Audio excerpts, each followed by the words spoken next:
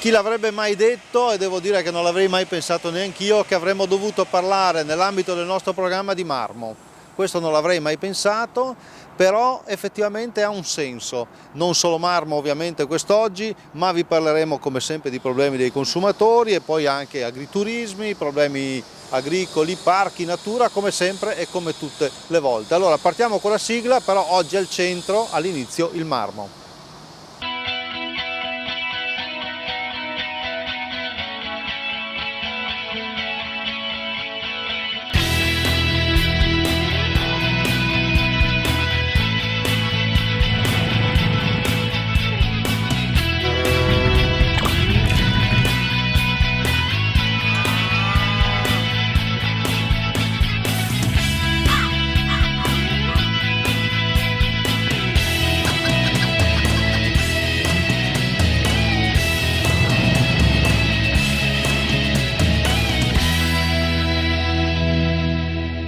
Questa gru che in questo momento viene inquadrata, una gru peraltro elettrica, molto utile per questo lavoro. Come vi ho detto, noi vi parleremo di marmo, siamo in provincia di Vicenza, alle nostre spalle i Colli Iberici, siamo a Sossano. L'attività marmistica, si dice così, è storica, marmifera. Più corretto. Massimo. Allora, Sì. Massimo Brun, che con Matteo Brun è titolare di questa azienda che ha ricevuto un finanziamento dal programma di sviluppo rurale sull'asse leader attraverso il GAL Terra Berica, proprio per comprare e acquistare delle macchine che permettono loro maggiore sicurezza ma anche maggiore professionalità. Allora, dicevamo? Attività lapidea, o come vogliamo dire. Noi abbiamo acquistato questi macchinari grazie all'aiuto anche del GAL Terra Berica per migliorare la sicurezza del nostro lavoro, per migliorare un po' l'igiene e tutte le fasi della lavorazione, insomma. Con questa gru siamo riusciti a ottimizzare i tempi, perché riusciamo a fare le operazioni in tempi più brevi, perché solleva molto più peso di quello che avevamo prima e soprattutto non inquina, perché non ha emissioni in atmosfera dei derivati del gasolio ed è tutta corrente.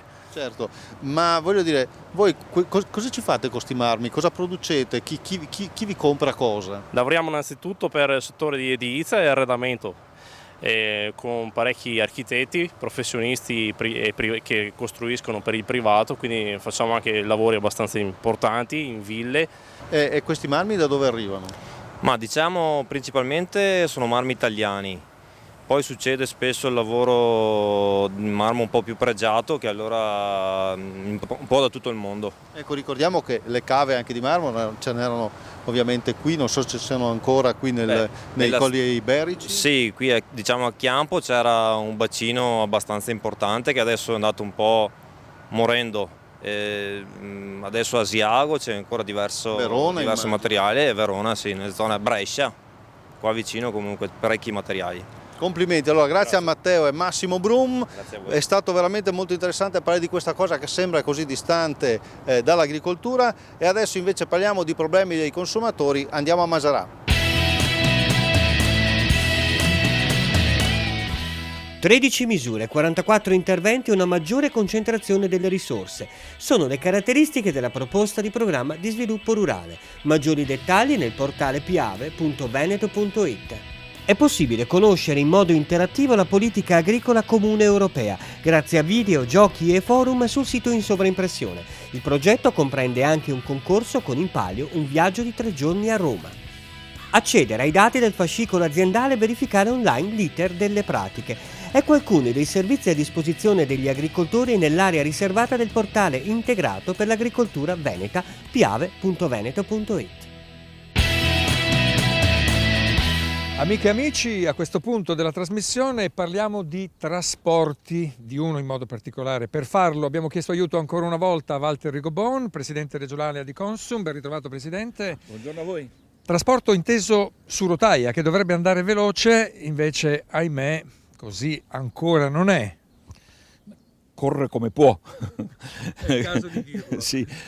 Sì, è partito da poco il cosiddetto orario cadenzato, che dovrebbe essere un po' una rivoluzione e facilitare, come dire, l'incontro fra domanda e offerta che c'è nel territorio.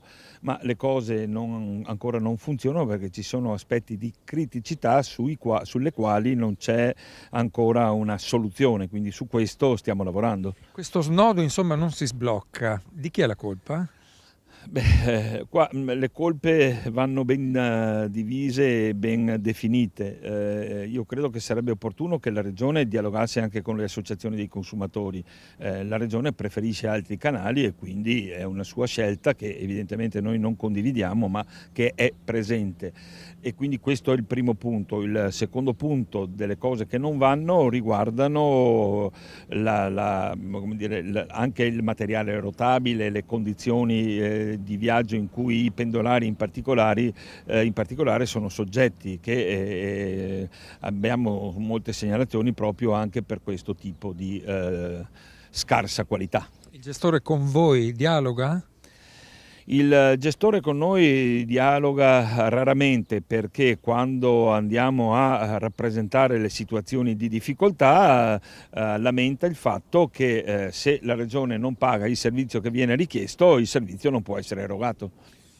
Bene, anche oggi abbiamo cercato di spostare un po' di polvere, speriamo di farcela a forza di piccole pillole all'interno della nostra trasmissione. Ringrazio come sempre Walter Rigobon, busseremo ancora una volta per sapere di altre, ahimè, magagne, e nel frattempo ripasso la linea al nostro amico Mimmo Vita. E questa è la pianura vicentina, questo bel panorama che si può ammirare qui dal Montegallo dove ci troviamo, dall'agriturismo in questo caso, anzi dal bed and breakfast, giustamente mi corregge subito Daniela Salvagnini che è la titolare, e lei è stata anche molto fortunata peraltro, perché diceva che aveva ristrutturato quest'area, voleva fare questa bella iniziativa importante per il territorio e poi ha saputo del programma di sviluppo rurale e quindi è riuscita ad avere un finanziamento, quindi la provvidenza in quel caso è arrivata, ma molto utile. E quanto sono utili, ecco, lei che ha avuto anche delle attività sociali, diciamo così, quanto sono utili queste strutture per il territorio? Secondo me molto utili, anche perché non ci sono molti alberghi o altri agriturismi che abbiano possibilità di ospitare per la notte, soprattutto perché posti dove mangiare ce ne sono molti, ma dove dormire no. Allora descriviamo un attimo gli interni, soprattutto quello che avete fatto con i finanziamenti del programma di sviluppo rurale e quindi del leader e quindi attraverso il GAL. Allora, prima c'era una casa degli anni 70 che aveva 3 stanze, un bagno e una cucina. Quando poi c'è stato il piano casa, avevo già deciso di ampliare in modo da poter avere 3 stanze con 3 bagni. E appunto poi mi è capitato il piano casa e questo finanziamento entrambi nello stesso periodo, e quindi ho colto assolutamente l'occasione e ho realizzato questa idea che già avevo da molto tempo. E poi con i soldi che ho ricevuto ho potuto reinvestirli per fare la tettoia fotovoltaica che adesso usiamo come parcheggio. Quello non faceva parte del finanziamento, ma se no magari non avrei avuto la possibilità di fare neanche quello. Allora, complimenti, buon lavoro. Queste attività, vedete, vengono finanziate proprio perché il territorio ha bisogno di svilupparsi, ha bisogno di innovare, ha bisogno di restare al passo con i tempi, e queste sono iniziative che permettono appunto ai singoli, al territorio, di essere sempre competitivi. Allora grazie a Daniela Salvagnini, noi adesso restiamo in area Vicenza, andiamo all'Oasi Stagni di Casale e lì c'è Claudio De Stefani che ci spiega tutto, linea a lui. Aumentano le risorse di 150 milioni di euro. Per i nostri investimenti aziendali 800 milioni di euro. Per le start-up agricole dei giovani 150 milioni. Finalmente aumenta l'indennità per gli agricoltori di montagna. Agevolazioni economiche per agriturismi, fattorie didattiche e sociali. Più futuro!